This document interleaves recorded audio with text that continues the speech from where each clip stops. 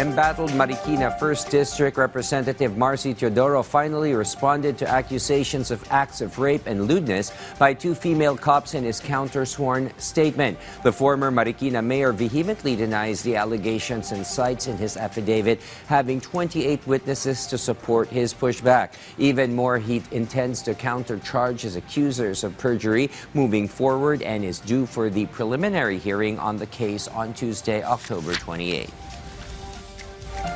Doon sa aming pahayag, saka sa aming mga testimonya ng mga taong kasama namin ng oras na yon, nasa ibang lugar ako at may mga kasamang tao, hindi lang ilan, kundi maraming mga tao. May mga programa akong dinaluhan na yung oras na sinasabi nilang naganap, yung panghahalay na inaakusa nila sa akin. Kaya doon sa mga testimonya, doon sa mga witnesses, doon sa mga ebidensya, documentary evidence, hindi lang testimonya, makikita na walang pagkakataon para ginawa yung ganong bagay, yung panghahalay.